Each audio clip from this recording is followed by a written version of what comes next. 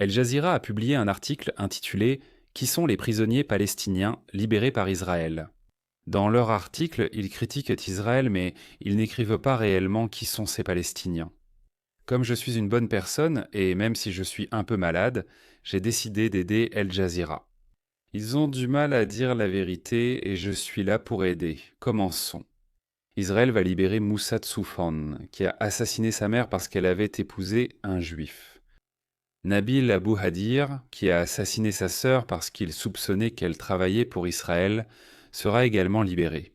Au fait, Sinwar, le chef du Hamas qui a dirigé le massacre du 7 octobre, a aussi été emprisonné en Israël. Pourquoi?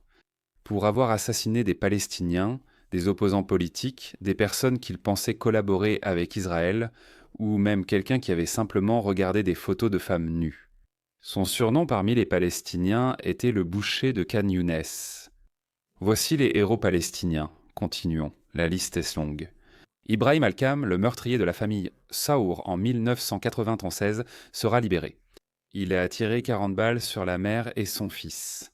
Jihad Aziz Rahoum, qui a kidnappé Yuri Gouchkine, d'18 ans, sera libéré.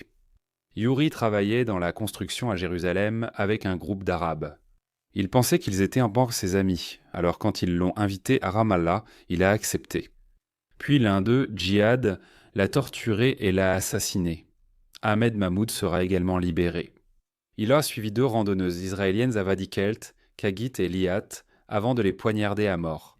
Reid Sher, un policier palestinien qui a participé au lynchage à Ramallah, sera libéré. Parmi les milliers d'attentats terroristes arabes contre des Israéliens et des Juifs en terre d'Israël au cours des 170 dernières années, il y a 2 événements qui ont façonné ma vision du monde plus que tout autre. Le premier, c'était le massacre des Juifs à Hébron en 1929. Cela s'est produit bien avant la soi-disant occupation et même avant l'existence de l'État d'Israël. Les Juifs vivaient à Hébron depuis des centaines d'années, entretenant de bonnes relations avec leurs voisins arabes. Certains étaient des médecins qui soignaient des Arabes depuis des décennies. Pourtant, en 1929, les Arabes ont tout simplement massacré et anéanti la communauté juive avec une cruauté inimaginable. Je laisserai un lien ci-dessous pour ceux qui veulent en savoir plus. Les Juifs d'Hébron n'étaient pas des sionistes. Ils n'étaient pas européens. Ils n'étaient pas des colonialistes.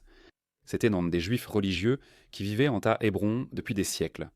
Et pourtant, les Arabes ont détruit leur communauté. Le deuxième événement est le lynchage de Ramallah. 2 réservistes israéliens sont accidentellement entrés dans Ramallah. Ils ont été emmenés au poste de police où des policiers palestiniens et une foule ont fait irruption et les ont battus à mort. Reid Sher, qui est libéré maintenant, était l'un de ces policiers. L'image la plus infâme du lynchage est celle d'un des participants tendant ses mains couvertes de sang par la fenêtre, tandis que la foule en liesse rugissait sous lui. Cet événement est important parce que les médias essaient souvent de présenter les terroristes comme des loups solitaires, des extrémistes ou des personnes mentalement malades, tout comme ils le font lorsque des attaques se produisent à Londres ou à Paris. Mais ce n'est pas vrai. Les tueurs et ceux qui acclamaient vent dehors étaient des Palestiniens ordinaires dans la rue. Cela les excite, ils soutiennent cela, ils aiment ça. Les terroristes sont leurs héros.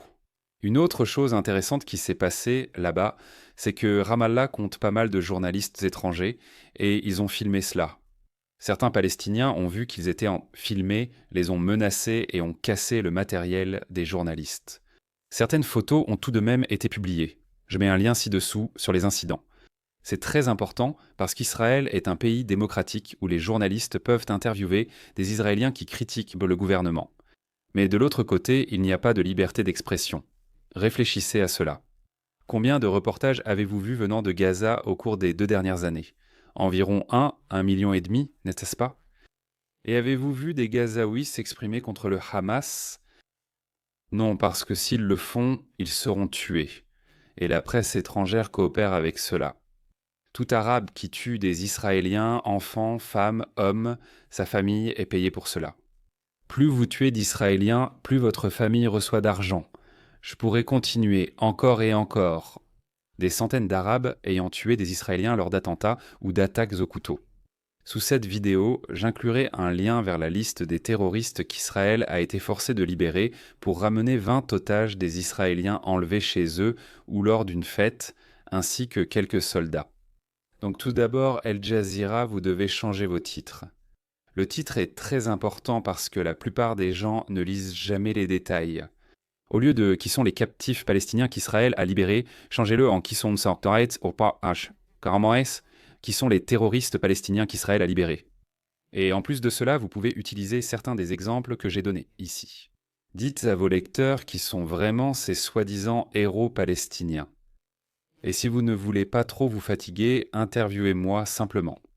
Demandez à votre patron, l'émir du Qatar, le dictateur islamiste Tamim Ben Hamed, et s'il approuve, je suis prêt.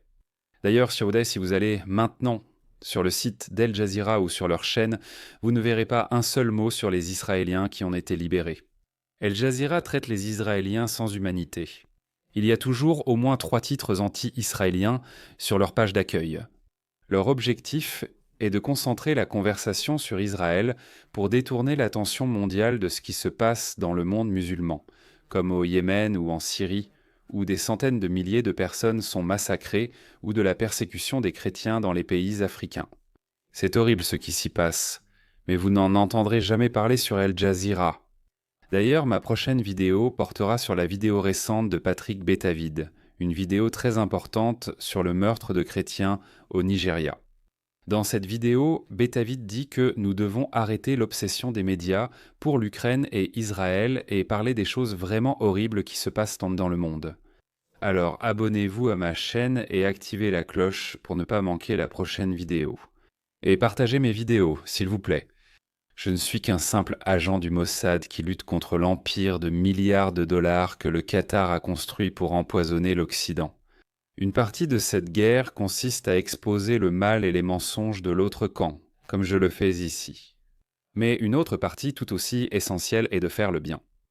Comme je l'ai promis dans ma vidéo précédente, où j'ai révélé le véritable chef des Arabes en Palestine, celui que le Palestinien a essayé de cacher, dans chaque vidéo à venir, je vous rappellerai que si vous voulez faire le bien, vous pouvez faire un don aux survivants de la Shoah en Israël. Beaucoup d'entre eux vivent dans la pauvreté et votre don peut les aider à vivre leurs dernières années avec dignité. Le lien sera juste en dessous. On se retrouve dans la prochaine vidéo. Yalla bye.